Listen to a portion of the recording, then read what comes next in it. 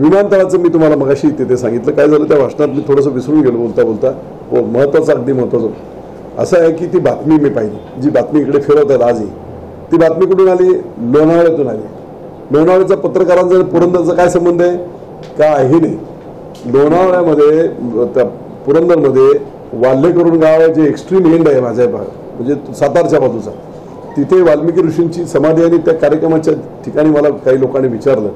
त्यावेळेस मी असं म्हटलं होतं की विमानतळाची जागा चूक होती म्हणून विमानतळ हल्ले. आणि माझ्या तोंडात लोणावळ्याचा पत्रकार, ज्याचा पुरंदरचा काही संबंध नाही, तो बोलतो की विमानतळाला विरोध ही आढावांची चूक होती. ही मॅनेज बातमी आहे. अगदी लॉंग टर्म विचार करून पुढच्या काळामध्ये विमानतळ महत्त्वाचा मुद्दा होईल आणि आढावांच्या विरुद्ध रान पिकवायला म्हणून ही मॅनेज म्हणजे वर्ष दीड वर्षापूर्वी विचार करून केलेली बातमी. लोणावळ्याचा पत्रकाराचा पुरंदरची बातमी देण्याचा संबंध काय?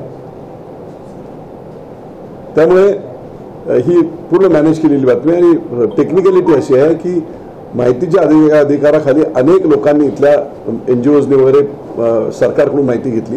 त्यात स्पष्ट लिहिलेलं आहे, गावांची नावं लिहिली. या ठिकाणी प्रपोज आम्ही अनेक ठिकाणी प्रयत्न केले, परंतु कोणतीही जागा विमानतळासाठी टेक्निकली कायदेशीरदृष्ट्या योग्य नाही आणि म्हणून विमानतळ इथून गेलं. याचा आणखी एक योगायोग असा आहे की विमानतळ इथून जात आहे ही माहिती मला जेव्हा मिळाली त्यावेळेस मुख्यमंत्री महोदयांना मी म्हटलं, योगायोग फक्त मला माहीत पडलं की बाबा इथे रिझल्ट झालेलं आहे की पुरंदरला 6,500 एकरवर MIDC आपण करतोय. नावळी वगैरे पूर्ण ड्राय भाग आहे, एक कुसळ देखील उगवत नाही आणि प्रेम सपाट भाग आहे. तर तिथे आपण काय करू नये? MIDCचे आता एक ॲक्विशन आपण सर्व करतोय, शेतकरी देत आहेत, पैसे घेत आहेत, तर का नको करायला? त्यांना ती कल्पना आवडली आणि नंतर मग ती तशी सुरुवात झाली.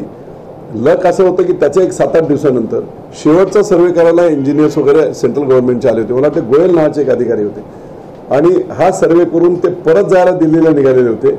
मी नेमका विमानतळावर होतो. विमानतळाचे प्रमुख ठाकूर करून त्यांच्याबरोबर मी बसलेलो होतो आणि त्या चर्चेमध्ये की असे आले लोकांनी आता परत जाता येते, विमानतळाला अडचण येते. तेव्हा मी त्यांना म्हटलं की मी मुख्यमंत्र्यांना बोललेलो होतो असं आपण जरा चेक करा. तिथूनच मुख्यमंत्र्यांना मी फोन केला. त्यांनी गोयलांना सांगितलं की तुम्ही असं करा, दिल्ली परत जाऊ नका आणि उद्या सकाळी तुम्ही पुरंदरचा जो काही सर्वे आहे तो साधारण पहा. पुरंदरचा दुसऱ्या दिवशी सकाळी ते आले. आम्ही गाड्या बदलून वगैरे लोकांना कोणाला कल्पना वाटायला नको म्हणून गाड्या बदलून त्यांच्यासमोर गेलो.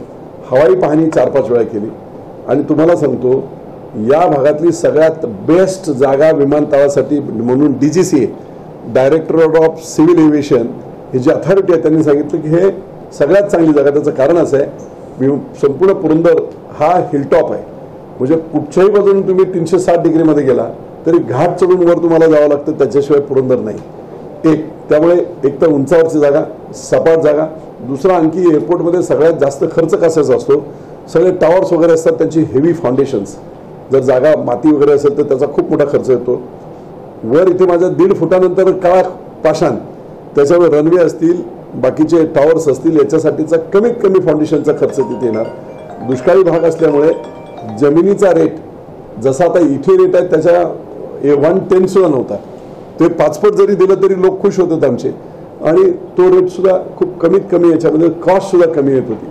तिसरी महत्त्वाची गोष्ट, आता जमीन जी आम्ही घेतोय ती किती आहे? 2,800 हेक्टर. इथे तुमच्या भागात 2,800 हेक्टर सलग डोंगर नसणारी जागाच नव्हती. म्हणजे लार्जेस्ट कार्गो, देशातला सगळ्यात मोठा लार्जेस्ट शेतीमालाचा सुद्धा एक्सपोर्ट करणारा कार्गो, म्हणजे माझी इथली सीताफळ 2 तासात दुबईला आणि अमेरिकेत पोहोचू शकते. आपल्या सगळ्यात 14 जिल्ह्यातला शेतकऱ्यांचा एक्सपोर्टचा जो माल आहे, टोमॅटोपासून कांद्यापासून सगळा, हा पुरंदरमधून तिथून एक्सपोर्ट होणार आहे. सगळ्यांना सेंट्रली 14 जिल्ह्यांना सेंट्रल जागा कुठची असेल तिथे इथे आत आलो असतो तर त्या ट्रॅफिक एवढं आहे तुमचं. मी पुरंदरला वर आहे, पुरंदरमधून Solapur road, Goa road, Bangalore road, सगळीकडे पुणे, मुंबई सगळीकडे जायला कुठच्याही प्रकारचं ट्रॅफिक न होता बाहेर पडायला मिळते. त्यामुळे DGCAने ती जागा योग्य असं केली आणि त्याच्यावर फास्ट मुवमेंट झाल्या. जागा खूप चांगली आहे म्हणून सगळ्या मंजुऱ्या वगैरे होत.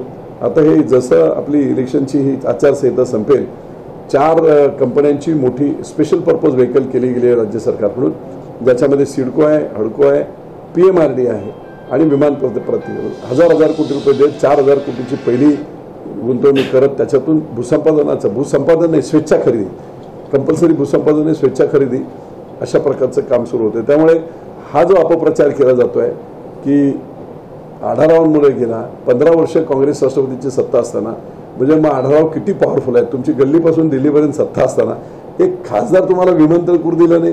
म्हणजे एक तर तुम्ही बंडल मारताय किंवा आढावा आमचे स्ट्रॉंग आहेत, तुम्ही कमकुवत आहेत दोन्ही राज्य सरकार, केंद्र सरकार, राज्य सरकार. त्यामुळे लोकांची दिशाभूल केली जाते. बिलकुल असं काही नाही. जागा योग्य नव्हत्या तांत्रिकदृष्ट्या, म्हणून ते विमानतळ इथून पूर्ण कॅन्सल झाल्यानंतर त्याच्यानंतर पुरंदरला जाण्याची प्रोसेस सुरू झाली आहे. ही ते असताना नाही.